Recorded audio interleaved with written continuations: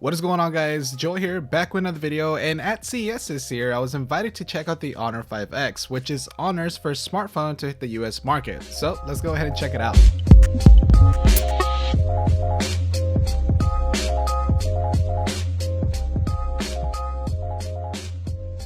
So from an artist painting a dance performance on electric segways to models in tight dresses, Honor announced the Honor 5X here in the States. Now, following the event at CES 2016, I was able to get my hands on with the device, and I have been giving it a go for a few weeks now. So this is my thoughts and my review on the Honor 5X. Now, the Honor 5X sports a metallic body, giving it a premium-like feel compared to others in its similar price range. Taking a tour around the device, the Honor 5X has both power and sleep button along with the volume rockers on the right-hand side of it. At the top, we have a microphone and a headphone jack, and looking at the bottom, we have a speaker, a micro USB port for syncing and charging. Now, the Honor 5X also comes with not only one, but two SIM trays. So for those international travelers, or if you use two numbers like a work and a personal number, the Honor 5X has you covered on that part. And in case if you're wondering, the SIM card slots are fully 4G LTE compatible. Oh, and it is also fully unlocked. Additionally, it has a micro SD slot, so if the internal 16 gigabytes of memory isn't enough for you, you can also expand it with a micro SD card of up to 128 gigabytes. Now, flipping it to the back, it packs a 13 megapixel camera sensor with a f2.0 aperture, and next to that it has a single LED flash, and right below that we actually have a fingerprint scanner. Now, as for the front, we have a 5 megapixel camera with a f2.4 aperture. As for the display, the Honor 5X rocks a 5.5 inch 1080p IPS display with a pixel density of 400.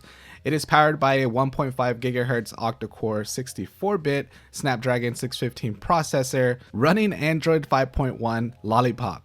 But Honor does say it will be supporting Marshmallow later this year, so that is great news. So now that we have everything that comes with the Honor 5X, let's go ahead and talk about my actual real life experience with this device over the past few weeks, starting with build quality. It has a metallic body constructed of aluminum alloy, and by looking at the Honor 5X, you may think premium or at least not cheap.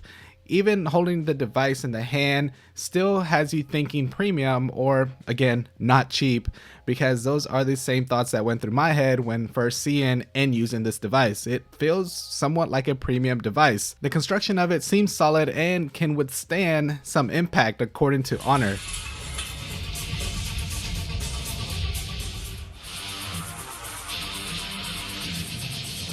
Now let's talk about the performance and the features. Using the Honor 5X regularly throughout the day, I was able to manage my normal tasks, including social media, emails, browsing the web, and watching videos with little to no problems. The 5.5 inch 1080p display looked good for those type of tasks. Now, I did try gaming, and while it wasn't the smoothest experience, the octa-core Snapdragon 615 processor handled it pretty well at times. There was some slow frame rates and performance at times for the games that I tried, so don't expect the smoothest experience when it comes to these tasks that involve higher performance.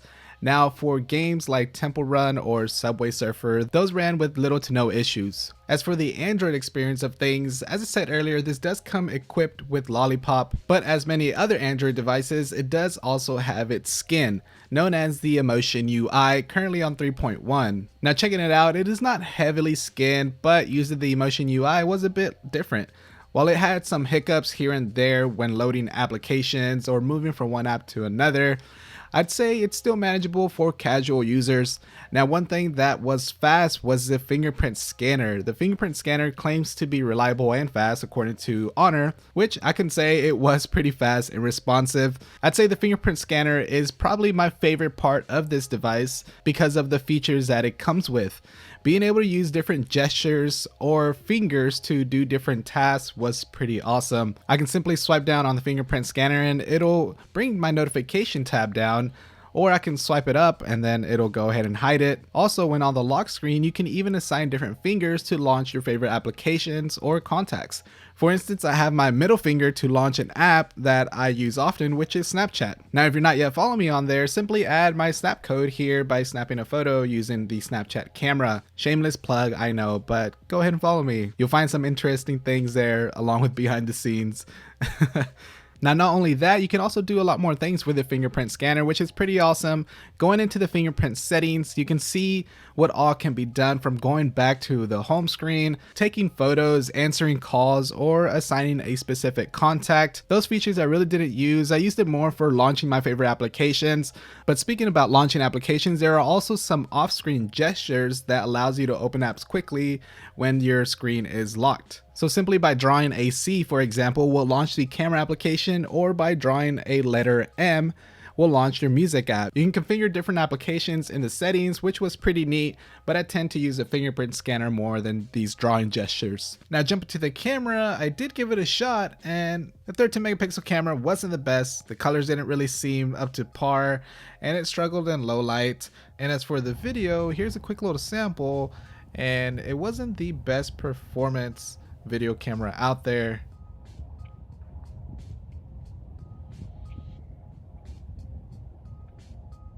The front 5 megapixel camera was decent as well, but for the price, which I haven't talked about and we'll speak about here in a bit, you can't really complain. Now lastly, let's talk about the battery. Rocking a 3000 milliamp battery, Honor claims that it'll last close to a day and a half with moderate use and over a day with heavy use. Personally, I managed to get a good full day on regular to heavy use using all my daily apps like Twitter, Snapchat, Instagram, YouTube, emails, texting, Spotify, SoundCloud. I'm a big music fan, and all those type of applications. So on the battery side of things, I think you won't have an issue having this go a full day. Now those are my experiences and thoughts. So what is my verdict of the Honor 5X? Overall, I think the Honor 5X is a solid performing device for the price, which I have yet to talk about. I've been mentioning it throughout this whole video because it comes with a price tag of $199, which was quite surprising.